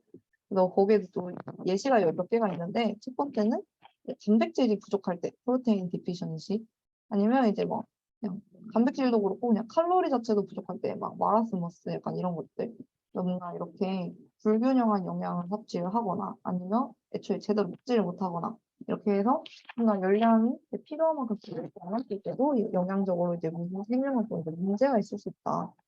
그러니까 이거는 적게 섭취했을 때 문제이시고요. 근데 반대도 있죠. 이게 훨씬 흔하죠. 요즘 현대사회니까 음식을 얼마나 구하기가 쉽습니까? 반대로 이제 너무 많이 열량을 이제 과잉되게 섭취를 했을 때 가장 대표적인 예시가 비만이죠. 오베시티. 그래가지고 오베시티 같은 경우에는 이제 너무 많은 그러니까 우리 몸이 필요로 하는 열량보다 더 많은 부분이 들어왔을 때 시력을 과도하게 힘들어서 일어나는 거고 막 대표적으로 BMI를 통해서 1차적으로 이제 구분을 하긴 하고 뭐 유전될 수 있다 어쩌고 저쩌고 뭐 이런 것들이 있습니다. 그래서 이거는 과잉된 예시. 그리고 이거는 너무 쉽지만 그래서 이제 영양 섭취와 뭔가 이제 소모하는 것들 이런 관계를 이용해서 설명을 하는 건데 살을 빼고 싶으면 열량 적게 섭취하고 활동량을 늘려라 이런 것들 너무 당연한 이유이기 때문에 여기서는 뭐 열심히 할 필요가 없을 것 같습니다. 그리고 또 마지막으로 이것도 중요한데 이제 뭔가 이제 저희가 이제 대장이나 이런 곳에 저희가 식이섬유가 되게 필요하다고 해요. 그러니까 식이섬유 같은 경우에 저희 소화를 촉진하는 역할을 하는 영양소는 아니죠. 어떤 성분이잖아요. 근데 얘 같은 경우에는 뭔가 이제 식이섬유를 이렇게 적게 섭취를 하면 이제 장내 미생물 멸종을 유도할 수 있다. 장내 미생물도 어떻게 보면은 이제 소화를 어떻게 보면 돕는 애들이거든요. 그 안에서 이제 뭔가 우리가 섭취한 찌꺼기들을 통해서 얘네도 뭔가 생명 활동을 하고 걔네가 배출하는 것을 이제 우리 몸도 이제 같이 이제 교환을 한단 말이에요. 그래서 장내 미생물의 존재도 되게 중요한데 식이섬유가 제대로 이제 보충되지 않으면 이제 몸속에 있던 이 아이들이 이제 멸종을 함으로써 이것도 뭔가 소화의 기능에 뭔가 이제 장애를 유발할 수 있다. 이런 식으로 설명을 하고 있고 여기까지 보시면 이제 뭔가 영양에 대한 21단어, 소화와 영양에 대한 21단어 마무리가 되었습니다. 네. 그리고 저희가 진짜 빠르게 이제 마지막으로 저희가 오늘 세 단원을 보는 건데요. 저희가 공유를 잠깐 중지를 하고 마지막으로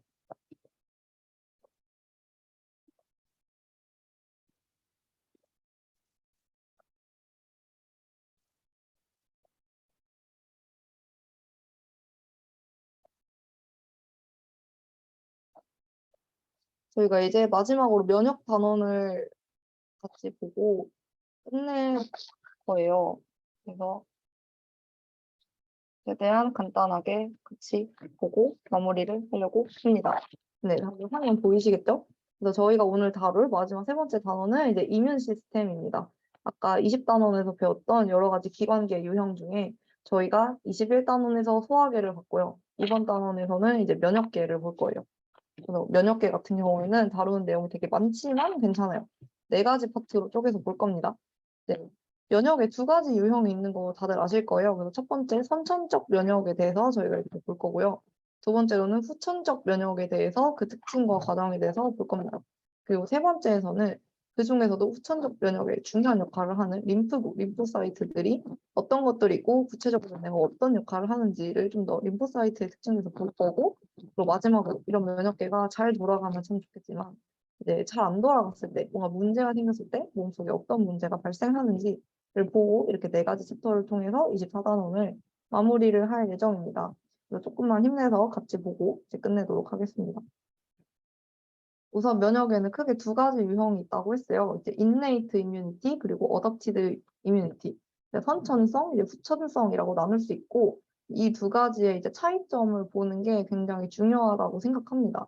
뭔가 이 두 개의 차이점에 대해 서술하는 문제는 항상 되게 내기 좋은 문제예요. 그런 거 있잖아요. innate immunity는 뭔가 상대를 가리지 않지만 adaptive immunity는 상대를 직접 알아보고 그에 알맞는 공격법을 수행하는 애들이죠.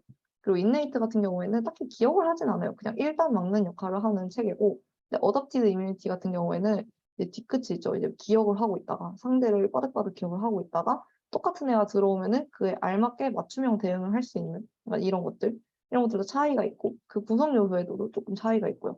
약간 이렇게 선천성 면역이랑 후천성 면역이라고 하는 두 가지 면역 유형이 있다는 거를 일단 리마인드를 하고, 그리고 이제 차례대로 보겠습니다. 선천성 면역에 대해서 먼저 볼 거예요. 선천성 면역 같은 경우에는 뭐 상대를 구분하는 건 아니고요.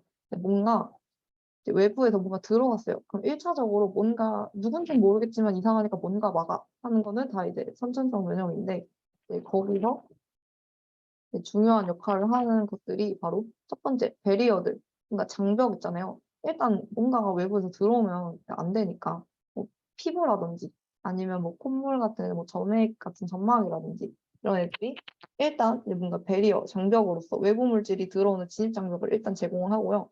이것도 어떻게 보면 이제 인네이트 이뮤니티, 그러니까 뭔가 외부에 맞서서 방어를 하는 건 다 면역이거든요. 그래서 얘도 면역에 포함이 되고요. 그 다음에 만약에 얘가 들어왔어요. 만약에 이제 걔를 처치를 해야 되는데 그 처치를 하는 역할에 여러 가지가 있습니다. 첫 번째, 파고사이트. 들어온 애를 잡아먹는 애들이 있죠. 그리고 내추럴 킬러 셀들. 근데 얘 같은 경우에는 이제 이미 뭔가에 감염이 된 불쌍한 우리 몸 세포들. 걔네가 시그널을 보냅니다. 나 뭔가에 감염돼서 상태가 안 좋아. 이제 그러면은 이 내추럴 킬러 셀들은 이제 뭐에 감염됐는지는 잘 모르지만 상대가 누군지 잘 모르겠지만 일단 얘네의 상태가 메롱인 거는 이제 인식을 했기에 그래 미안하지만 잘 가라 이러고 이제 걔네를 이제 죽이는 역할을 하는, 떠돌아다니면서 뭔가에 감염된 것 같은 세포를 알아보고 죽이는 역할을 하는 애들이 주로 킬러 셀들이고요. 그리고 그 외에도 이제 컴플멘트 시스템이라고 해가지고 외부에서 뭔가 막 병원체들이 뭔가 들어왔을 때 알아보고 걔를 합동해서 죽이는 그런 시스템들이 있습니다. 그래서 이러한 다양한 애들이 선천성 면역을 구성하고 있는 구성 요소들이에요. 그 중에서도 이제 선천성 면역을 구성하는 애들 중에서도 이제 가장 중요한 애들이 백혈구들인데요. 그러니까 백혈구가 사실은 저희가 그냥 뭉뚱그려서 백혈구라고 부르지만 사실은 유형이 되게 많아요. 그 중에서도 저희가 이 선천성 면역에서 중요하게 봐야 되는 애는 크게 두 가지가 있는데요. 첫 번째는 이 왼쪽 맨 아래에 있는 마크로파지라고 하는 애고요. 얘도 백혈구인데 얘는 대식세포예요. 그냥 잡아먹는 애들이에요. 뭔가 외부에 수상한 애들이 들어오면 먹는 애들. 근데 또 두 번째로는 그 빨간 네모 쳐져 있는 애들. 그래뉼로사이트라고 하는 과립성 백혈구들, 얘네도 중요한데요. 얘네는 뭔 역할을 하느냐? 그러니까 얘네 같은 경우에는 뭔가 과립, 과립이 입자잖아요. 가루 같은 거. 뭔가 외부에서 이상한 애가 들어오면 걔를 인지하고 뭔가를 분비하는 역할이 주인 애들이요. 뭔가 시그널이라든지 아니면 걔네를 죽이는 뭐라든지 아무튼 뭔가를 인식했을 때 얘네는 뭔가를 분비하고 소리 지르는 역할을 하는 애들. 그래서 그러니까 잡아먹는 애들, 그리고 뭔가를 분비하는 애들, 이렇게 두 가지 역할이 있고, 사실 여기서 근데 조금 헷갈리면 안 되는 게, 사실 기본적으로 마크로파지 같은 경우에도 뭔가를 분비하고 이제 하긴 하고요.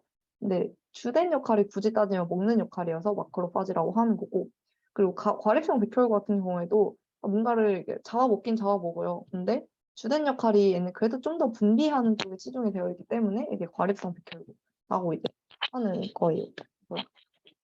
얘네들이 작용을 하는 중요한 선천성 면역의 예시 중에 엄청 중요한 게 바로 이거 인플라멘터리 리스폰스라고 하는 염증 반응이죠. 이게 가장 엄청 중요한데 얘 같은 경우에는 선천성 면역에 의한 반응은 맞습니다. 왜냐하면 뭔가 외부로부터 만약에 우리가 못에 찔렸어요. 그럼 안에 있는 병균이 타고 몸속에 들어오겠죠.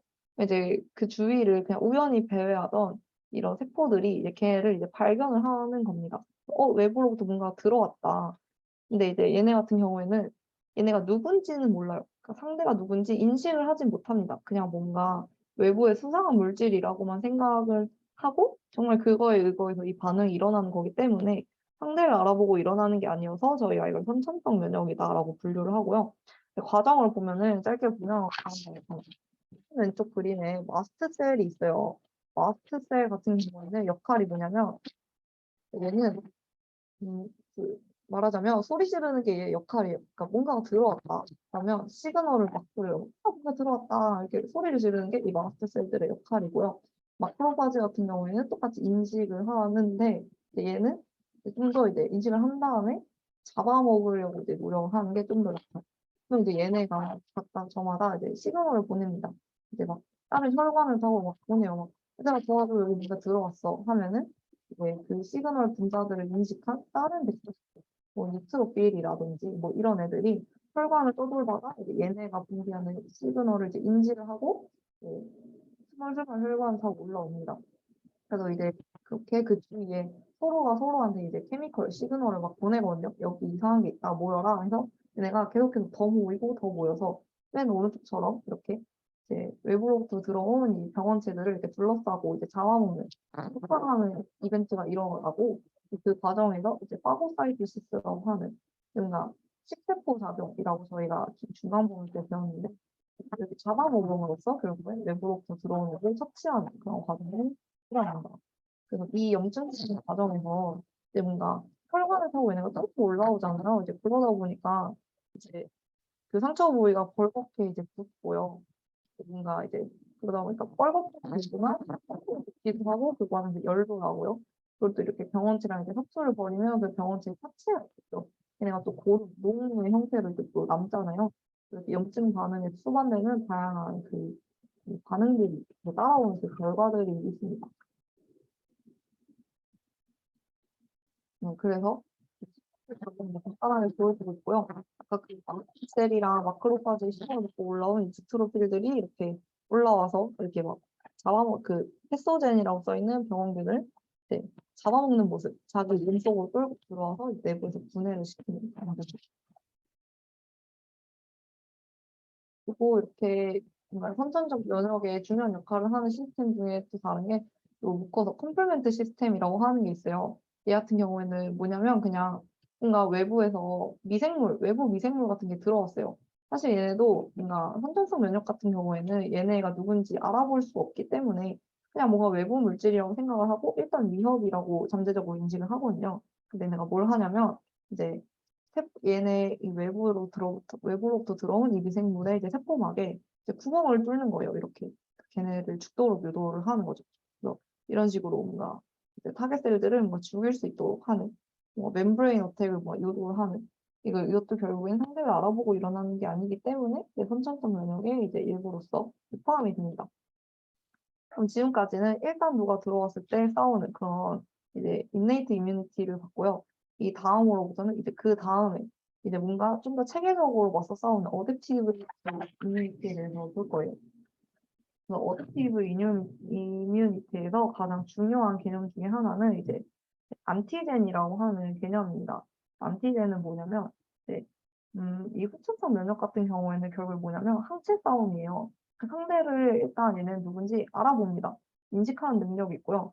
그런 다음에 얘를 확실히 이제 얘만을 확실히 때리기 위한 그런 무기를 맞춤형 무기를 만들어서 분비를 하는데 그 맞춤형 무기가 바로 내가 안티바디라고 부르는 항체죠. 그래서 후천성 면역의 중요한 점은 이제 그에 알맞는 항체를 그때그때 만들어서 싸우는 게 중요한 특징인데 근데 이렇게 이런 후천성 면역의 그런 반응을 유도하는 모든 물질, 그러니까 뭔가 항체 생성을 유도하는 모든 물질을 저희가 묶어서 안티젠이라고 부릅니다. 근데 안티젠 같은 경우에는 찐으로 그게 병원체일 수도 있고요. 정말 병을 일으키는 못된 애들일 수도 있고요. 근데 가끔씩 그렇게 못된 애들까지는 아닌데 그냥 뭔가 외부 물질로 인식이 돼가지고 우리 몸이 걔에 알맞는 항체를 만들어서 이제 잘못 싸우는 경우도 있어요. 예를 들면 뭐 꽃가루라든지 뭐 이런 외부 물질들 막 굳이 뭐 병을 일으키는 애들은 아닌데 어쨌든 얘네한테 한번 눈에 띄어서 결국엔 지들의 알만한 항체를 이제 얻게 된 애들. 그러니까 이런 애들도 결국에는 어떻게 보면 항체 생성을 유도하는 역할을 하게 된 거잖아요. 그래서 막 병원체, 뭐 알레르기 물질 이런 걸 다 포함해서 저희는 안티젠이라는 말로 이제 묶어서 부를 겁니다. 그리고 세 번째 문단에 쓰였듯이 이 아답티드 이뮤니티, 이 후천성 면역은 크게 이제 두 가지 림포사이트에 의해서 일어나는 면역이고 이제 B라고 하는 게 있고 T라고 하는 게 있습니다. 이 B랑 T에 대해서는 뒤에서 더 자세히 보니까 여기서는 굳이 안 보겠습니다. T랑 B 같은 경우에는 결국 그러니까 성적이 되는 위치에 따라서 이렇게 분류가 되잖아요. 하나는 T세포는 가슴샘, B세포는 본네우로라고 하는 골수. 그래서 이제 얘네가 처음에는 같은 뿌리에서 시작을 했지만 이제 성숙되는 위치에 따라서 얘네가 두 가지로 유형이 갈리고 이게 나중에 얘네가 싸울 때 상당히 달라지는데 근데 얘네가 막 저한테 그런 거 물어보는 사람들 있었는데 막 만약에 다 같이 골수에서 성숙돼서 막 TF 없으면 어떡해요 하는데 이제 그러한 얘네가 막 분화되고 쪼개지는 뭐 경우에서라든지 퍼센테이지 확률에 대해서는 여러분이 신경을 안 쓰셔도 될 것 같고 그냥 이런 애들이 이렇게 두 가지 유형으로 분류될 수 있다는 그런 애들이 그래서 그래서 각각의 이 림프구들 같은 경우에는요, 뭔가를 알아보는 역할을 한다고 했잖아요. 그래서 얘는 상대가 누군지 인식을 하고 거기 맞춰서 싸우는 애들이란 말이에요. 그래서 상대를 알아볼 수 있는 거를 갖고 다니는데, 이제 그게 바로 안티젠 리셉터입니다. 그러니까 뭔가 항원을 알아볼 수 있도록 하는 수용체를 세포 표면에 이게 달고 다녀요. 그래서 막 표면에 이 리셉터를 달고 다니다가 지나가다 우연히 막 부딪혀가지고 뭐야 너 내가 인식해야 되는 애 맞네? 그럼 이제 얘네가 이제 활성화돼서 싸우는 거예요. B셀 같은 경우에는 B셀에 알맞는 B셀들이 갖고 있는 리셉터가 또 있고요. 그리고 T셀 같은 경우에는 또 T셀들이 갖고 있는 리셉터. 그러니까 둘이 갖고 다니는 유형이 조금 다릅니다. B셀 같은 경우에는 그냥 자기가 맞서 싸울 애 알맞은 안티바디를 그냥 달고 다니고요. T셀 같은 경우에는 T셀이 고유하게 갖는 T셀 리셉터가 이제 따로 있습니다. 그래서 이렇게 T랑 B가 제각각 그냥 자기들이 알맞게 상대를 알아볼 수 있는 그런 무기를 이제 지니고 다닌다라고 설명하고 있고, 그리고 얘 같은 경우에는 이제 이 림포사이트들은 이제 어떻냐면 만약에 얘네는 서로 다른 애들 알아보고 맞추고 싸우잖아요. 그래서 그냥 각각 서로 다른 애들을 알아볼 수 있는 그 리셉터를 이제 품고 다닙니다. 근데 이제 그러다가 만약에 셋 중에 한 명한테 만약에 걸렸어요. 그러면 이제 그 애가 이제 특화돼서 장창 늘어나는 그런 클론을 이렇게 형성을 해서 이게 싸우게 되는데, 근데 이때 얘네 같은 경우에 그러면 다양한 경우의 수의 항체를 몸에 항상 이제 갖고 다녀야 하는 거잖아요. 그런 항체의 다양성을 이제 어떻게 이제 파악을 하느냐. 우리가 살면서 어떤 상황을 언제 마주칠 줄 알고 그에 알맞는 모든 애들이 이제 정확히 있을 수는 없잖아요.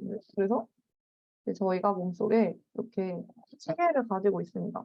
뭔가 항체를 만드는 데 중요한 역할을 하는 DNA 위전이 있어요. 그래서 이런 애들이 만약에 어떤 항원이 인식이 되면 걔에 알맞게 맞서 싸우기 위한 항체를 만들 수 있도록 이제 그 자리에서 뭔가 재조합이 됩니다. 그 DNA들이. 그 과정이라든지 그런 거에 대해서는 지금까지 여러분이 자세히 알 필요는 없지만 뭔가 항원을 인식을 했을 때 얘에 알맞게 싸우기 위한 그의 특화된 형태를 만들기 위해서 이제 그 자리에서 DNA 리어레인지먼트가 일어난다. 이제 그를 통해서 맞춤형 형체가 이제 그 자리에서 이제 그때그때 생긴다 정도만 알면 되고 막 경우의 수라든지 막 약간 이런 거까지는 여러분이 생각을 안 하셔도 될 것 같아요. 그래서 우리 몸의 모든 세포는 동일한 유전자 정보를 갖고 있으니까 아니죠. 왜냐면 T랑 B 같은 경우에는 지들이 인식할 수 있는 그 상대에 따라서 그에 알맞는 항체를 이제 만들기 위한 서로 다른 DNA 그 어레인지먼트를 가지고 있기 때문에 뭔가 다른 차이점을 이제 갖게 됩니다. 뭔가 다르다. 그래서 이렇게 림포사이트들이 이제 항체를 가지고 싸울 건데요. 그 과정에서 이 림프구들의 후천적 면역에서의 싸움에서 주의 깊게 알아야 하는 현상이 바로 클로널 셀렉션이라고 하는 현상입니다. 이 같은 경우에는 아까 제가 짧게 언급을 했듯이 여러 가지, 예를 들어서 여기서 B셀로 예시를 들고 있는데 여러 가지 셀들이 저마다 누구를 인식하게 될지 모르겠지만 그냥 다양한 리셉터를 가지고 이제 떠돌아다니고 있죠. 그러다가 만약에 이 보라색 애를 이제 주목을 하시면 만약에 떠돌아다니다가 이 보라색 애가 인식을 할 수 있는 안티젠을 몸속에서 마주친 거예요. 그럼 얘가 알겠죠. 얘가 지금 몸속에 나랑 지금 마주쳤다. 라는 거는 우리 몸이 지금 얘에 맞서서 싸울 때가 됐다라는 뜻이 되겠죠? 그러면은 이제 걔가 그때 T셀이 이제 활성화가 되어서 이제 자신의 수를 이제 엄청나게 불립니다.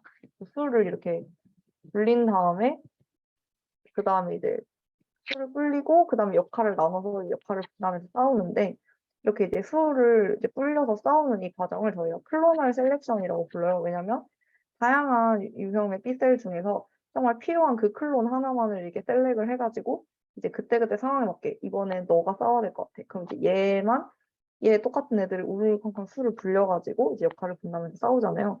그래서 뭔가 똑같은 셀들이 어떻게 보면 그러니까 분신술을 하는 거죠. 그래서 이걸 클로널한 과정이라고 하고 뭔가 선택적으로 일어나니까 클로널 셀렉션이라고 합니다.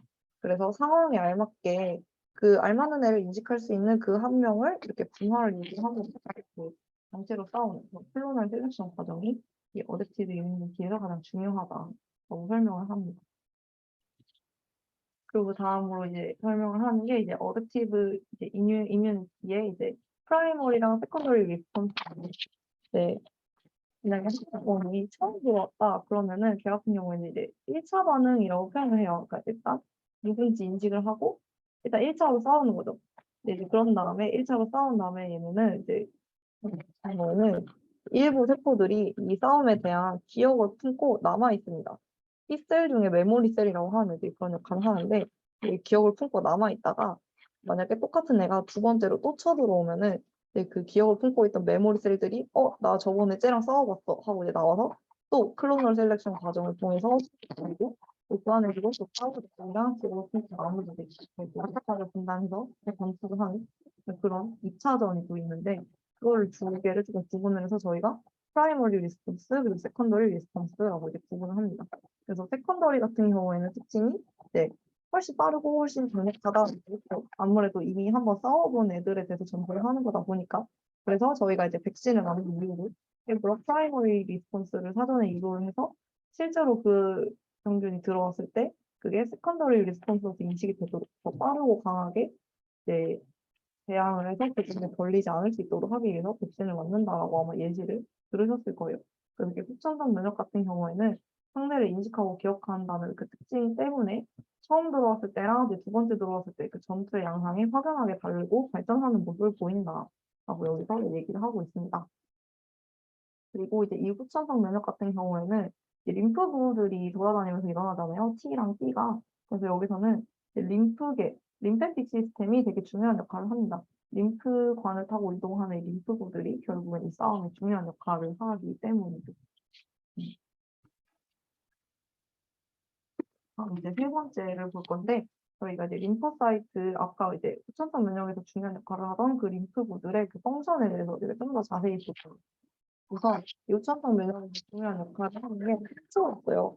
그 항체 같은 경우에는 이제 림보사이트 중에서도 이제 B셀이라고 하는 림프가 이제 분비를 하는 애들이고, 근데 이제 얘네 같은 경우에는 이제 그 항원, 인식될 항원에 알맞게 이제 개 특이적으로 이제 결합할 수 있는 그런 성질을 갖는 애들이요.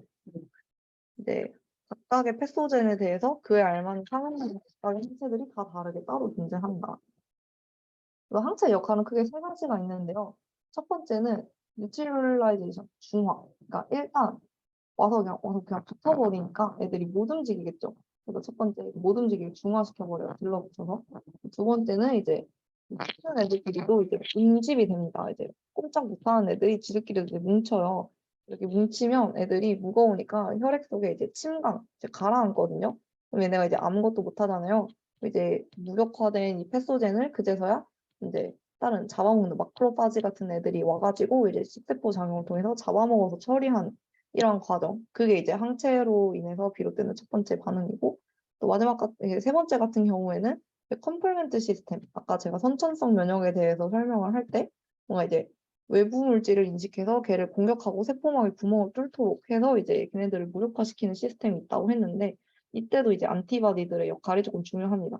안티바디가 이제 이 시스템을 액티베이트 시키는 역할을 하기 때문에 그 결과로는 이제 그 셀들이 이제 터져서 이제 축적 타겟으로 하는 셀들이. 이 같은 경우는 집단 면역에 대한 설명인데 여기서는 굳이 하지 않겠습니다. 지금부터 T랑 T랑 T를 하나씩 볼 건데, T셀 같은 경우에는요, 이제 T셀은 어떤 리스트로 외부 물질이 외부에서 애들이 인식을 하냐면 이제 MHC 클래스라고 하는 애들을 인식을 할 수 있는 그런 리스터를 가지고 있어요. 그래서 그 T셀이 가지고 있는 리스터의 종류에 따라서 T셀을 두 가지로 나누는데 CD8 T셀이 있고 CD4 T셀이 있다고 했습니다. 각각을 이제 보면 우선 CD8 T셀 같은 경우에는 우리한테는 이제 세포를 구조라는 이름으로 좀 더 유명한 애들이에요. CD8 T셀 같은 경우에는 이제 뭔가 세포에 이제 막 감염이 된 세포가 있으면 이제 걔를 일단 알아봐요. 근데 여기서 아까 innate immunity도 봤던 그 내추럴 킬러 셀이랑 그 차이점이 있다면 얘네 같은 경우에는 뭐에 감염된 애인지를 알아봅니다. 감염된 애가 애초에 이제 뭐지 자기 세포 벽에 보여줘요. 이런 애가 나를 지금 감염시키고 있다. 도와줘라고 얘기를 하면 사이토톡식 T셀, 그러니까 CD8 T셀은 여기서 이제 그거를 인식을 하는 겁니다. 그래서 얘가 어떤 상대에 의해서 감염이 됐는지 그 상대를 특이적으로 인식을 한 다음에 이제 감염이 된 그 세포를 이제 구멍을 뚫어서 죽이는 역할을 하는 게 바로 이 CD8 사이토톡식 T셀이에요. 그래서 내추럴 킬러셀 역할이랑 조금 이제 차이가 있으니까 상대를 인식하냐 못하냐에 따라 차이가 있으니까 그거를 자세히 보시면 될 것 같고, 그리고 T셀의 또 다른 유형. 이번에는 아까는 CD8을 봤는데 이번엔 CD4 T셀이 있어요. CD4 T셀 같은 경우에는 저희한테 헬퍼 T셀이라고 하는 이름으로 좀 더 이제 익숙합니다. 얘의 역할은 뭐냐면 정말 그냥 온 면역계를 돌아다니면서 역할을 도와줘요. 그냥 활성화를 도와주고 증식을 도와주고 분화를 도와주고, 그래서 뭔가 다 도와주는 역할, 약간 마당발 같은 애요. 그래서 이 CD4 헬퍼 T셀이 면역계, 이제 수천성 면역체계가 돌아가는데 굉장히 핵심적인 역할을 합니다. 얘도 그 리셉터를 달고 다니는데 아까 뭔가 항원을 잡아먹고 이제 그걸 보여주는 애들이 있어요. 저희가 안티젠 프레젠팅 셀, 항원 제시 세포라고 하는데 이거는 뭐 아까 있었던 뭐 마크로파지가 될 수도 있고요. 아니면 뭐 다른 림프구들이 될 수도 있고 그냥 어떤 세포도 될 수 있는데 이제 걔네가 이제 뭔가 항원을 제시를 하면 이 헬퍼 T셀이 그걸 인식을 하고 활성화가 됩니다. 그래서 이제 방방곡곡을 돌아다니면서 이제 막 애들을 도와주는데 이제 T셀도 도와주고요. 그 자기 친구인 사이토톡식 T셀도 이제 활동을 도와주고 스스로의 증식이나 액티베이션도 돕고요. 심지어는 이제 선천성 면역에 관여하는 그런 이제 마크로파지라든지 뭐 이런 애들까지 이제 도와줍니다. 선천성 면역까지 활성화가 될 수 있도록. 그리고 CD4 헬퍼 T셀이 후천성 면역의 범주에 들어가는 애지만 그 역할이 결국에는 선천성 면역까지 그냥 정말 온 면역 체계를 전체적으로 활성화시키는데 아주 중요한 역할을 하고 있다. 라고 하는 T셀의 두 가지 유형도 있고요. 마지막으로 이건 앞에서 이미 봤던 슬라이드인데 B셀도 이제 역할이 이제 활성화가 되면 두 가지로 분화가 돼요. 근데 제가 이미 앞에서 잠깐 보여드렸지만 B셀 같은 경우에는 두 가지로 역할이 나뉘는데 첫 번째는 이제 오른쪽에 있는 파란 애들, 진짜로 항체를 분비함으로써 이제 정말 맞서 싸우는 애들, 그런 애들을 저희가 에펙터 B셀이라고 해요. 진짜 항체를 분비해서 싸우는 애들. 얘네 같은 경우에는 수명이 짧습니다. 한 번 전투를 하면 거의 다 죽고요. 또 다른 B셀, 나머지 애들은 이제 메모리셀, 이제 기억세포라고 해가지고 이제 항체를 분비하거나 하진 않지만 그냥 이 기억을 품고 그냥 남는 애들이 있어요. 이런 애들 같은 경우에는 몸속에 굉장히 장기간 살아있고요. 이제 메모리 셀들은 이제 기억을 품고 있다가 나중에 똑같은 세포가 또 들어오면은 얘네가 이제 그제서야 메모리 셀이 다시 또 에펙터 B 셀이랑 또 다른 메모리 셀로 이제 다시 분화를 함으로써 이제 마저 전투에 임하는. 그래서 이렇게 B 셀도 활성화가 되면 이제 두 가지 유형으로 이제 역할이 이제 분화가 됩니다. 여기까지 보면은 이제 픽셀까지 있고요. 마지막으로 이런 면역 체계가 제대로 돌아가지 않았을 때 몸속에 일어나는 이상에 대해서 조금 볼 거예요. 첫 번째는 이제 HIV라는 바이러스에 의해 나타나는 그 에이즈에 대해서 볼 거예요. 에이즈 같은 경우에는 선천성 면역 결핍증인데요. 네, 엄청 무섭다고 많이 알려져 있는데 이게 왜 무서운지 제가 설명을 드리자면 이제 이애 같은 경우에는 HIV라고 하는 바이러스에 의해서 이제 일어나는 질병인데 이 HIV 바이러스는 몸속에 들어오면 뭘 숙주로 하느냐? 그 하고 많은 세포 중에 얘는 하필 헬퍼 T셀을 죽이는 역할을 하는 그런 바이러스예요. 근데 아까 앞서서 말씀을 드렸듯이 헬퍼 T셀이 면역체계에 정말 전반적으로 엄청 중요한 역할을 하는 T셀이었단 말이죠. 근데 이제 HIV에 의해서 이제 그 T셀이 파괴가 점차 되니까 면역계가 시간이 지날수록 이제 점차 이제 줄어드는 거죠. 그래가지고 이제 에이즈에 걸리면은 이제 T셀들이 역할을 못하게 되면서 결국에는 면역이 전체적으로 이제 저하되는 결과가 나타나고 이제 감기만 걸려도 죽을 수도 있는 약간 그러한 결과가 된다.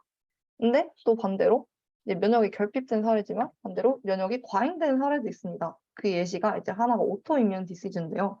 이 같은 경우에는 면역이 너무 과잉돼가지고 이제 공격하지 말아야 될 것까지 공격을 하는 거예요. 심지어 얘는 우리 몸을 이루는 앤데 우리 몸의 연골, 여기서는 지금 류머티스 관절염을 예시로 보여주고 있는데 이런 애들 같은 경우에는 몸통의 구성 요소인데 우리 몸인데 면역 체계가 잘못 인식을 해서 이제 걔의 알만 얘를 이제 항원으로 인식을 해서 우리 몸의 세포임에도 불구하고 걔를 공격하는 거예요.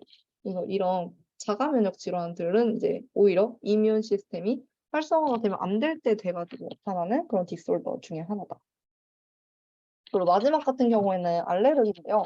알레르기 같은 경우에도 이게 너무 과잉돼가지고 이게 일어나는 반응인데 얘 같은 경우에는 이제 뭔가 꽃가루라든지 뭐 먼지 같은 거 진짜 말도 안 되는 사소한 것들임에도 불구하고 몸에서 얘를 외부 물질 항원으로 이제 잘못 인식을 하는 거예요. 그래서 이제 안타깝게도 이제 그 사람 몸속에서는 이제 생선을 먹으면 마치 병균처럼 인식이 돼가지고 마치 몸에 진짜 병원체가 들어왔을 때처럼 몸이 막 열렬히 싸우고 하는 거예요. 그래서 이 알레르기 같은 경우에도 면역의 작용이 일어나면 안 될 때 일어나가지고 과잉돼서 나타나는 그런 질병이다.